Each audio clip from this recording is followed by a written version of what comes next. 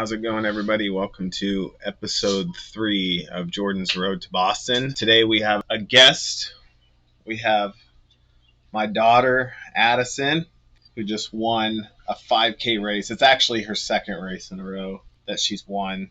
So she's back-to-back first place winners. There was like 6 or 7 kids, but she just crushed the kids. Very proud of her. She's been working really hard. I've kind of have a little training plan that I've been given to her, but while you were running, what was you thinking when you was running? My pace. You were thinking about pace and like controlling your breathing and and then of course winning, right? Yeah. Yeah, she was straight up passing adults when I was going the other way because I ran it too, just to run a 5K and get some hard runs under my belt. But I ended up taking first place too in my age group, so it was cool. Me and Addie both took first place in our age groups on the same race, so that won't happen again. You want to say hi to everybody?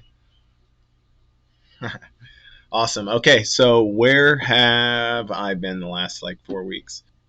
So I've been doing a lot of aerobic training still, which 80% of my runs are still slow and easy, but now I introduced hills into my running program.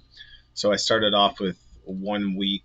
There was one hill workout a week. Remember when I told you guys last month, 80% slow and easy with 20% kind of do whatever you want. Well, my do whatever you want is these hills here. So I just chose a quarter-mile hill, and then I kind of progressed on my pace, but I was more worried about form and posture when I was running the hills. But I still tracked everything. Here I had a nice long run here. This is kind of what you want to see. So great example of what I was talking about last week with that 70%.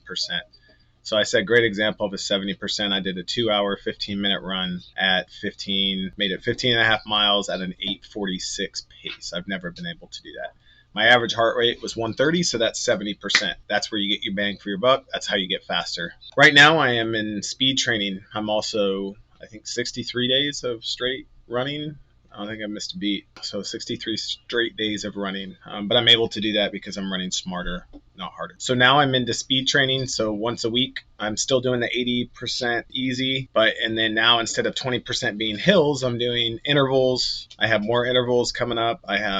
Instead of distance, I go by time. So 5-minute intervals here, 7-minute. I do 5 reps. 6 reps here. Progressive runs. Those are great runs to do. You just pretty much start at a slow pace, and then every single mile you continue to get faster on your pace. But yeah, that's where I'm at. I still feel good. Did a 2-hour run today. Was a little sore from the race yesterday. No big deal there. So still on path. I signed up for the Honolulu Marathon, so I have a marathon in December. I'm looking at hopefully 3 hours and 30 minutes. That's where I need to be to make sure that I'm on the correct path.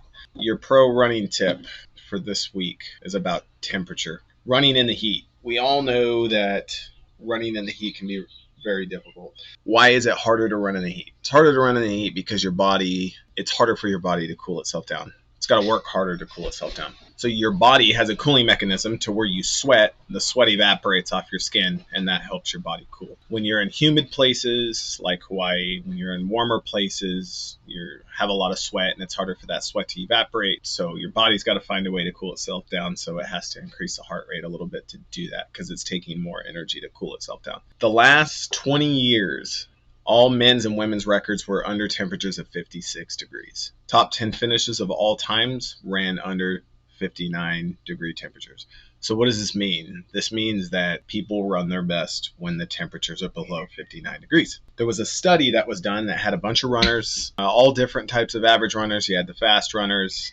There was about 5,000 participants. They did a study on how much does temperature affect the average runner's pace and heart rate. They did an experiment where they ran at all different types of temperatures, humidities, dew points, so on and so forth. And they came up with a chart to kind of help people understand really how slow that pace is going to either speed up if you're going to cooler or slow down if you're going to faster. So what they came up with is for every 2 degrees above 59 degrees, you can expect around 2 to 3 seconds slower per mile.